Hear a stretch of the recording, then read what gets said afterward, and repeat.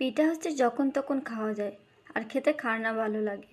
তো দেখতে থাকো সম্পূর্ণ ভিডিও। অল্প কিছু পরিমাণ চালের গুঁড়া থাকলে পিঠা তৈরি সবসময় হয়ে যাবে। তো দেখো আমি এখানে পরিমাণ মতো চালের গুঁড়া নিয়ে নিয়েছি এবং আটা ময়দা 1 কাপ করে সব সম পরিমাণ নিয়ে নিয়েছি। তারপরে এখানে স্বাদ মতো লবণ দিয়ে ভালো করে মিশিয়ে নিয়েছি। তারপর চলে এসেছি আমি চুলাতে, পানি দিয়ে দিচ্ছি। হালকা যখন ফুটে উঠছে তখন দিয়ে দিচ্ছি আমি সেই গুঁড়োগুলো দিয়ে ভালো করে একটা ডো তৈরি করে নিয়েছি। তারপরে একপাশে রেখে দিয়েছি। আমি এখন ভিতরে পুরটা তৈরি করব নারকেলের দিয়ে। এখানে তোমরা চাইলে গুড় দিয়েও করতে পারো। আমি এখানে চিনি আর নারকেল দিয়ে করে নিয়েছি। স্বাদ মতো লবণ দিয়ে ভালো করে একটা পুর তৈরি করে নিয়েছি। তো পুরটা আমার তৈরি করা হয়ে গেছে। এবার এটা আমি নামিয়ে রাখবো। তো দেখো নামিয়েও রাখছি আমি।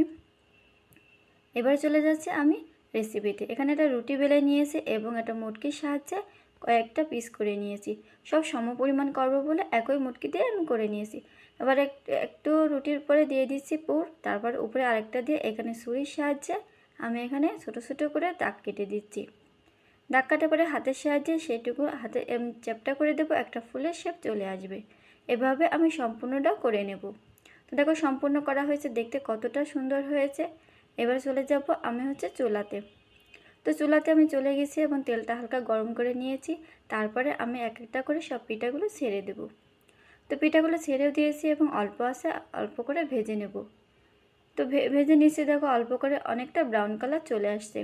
এভাবে সব পিঠাগুলো আমি ভেজে নেব। তো আমার ভাজা প্রায় শেষের দিকে। আমার ভিডিওটা কেমন লাগছে অবশ্যই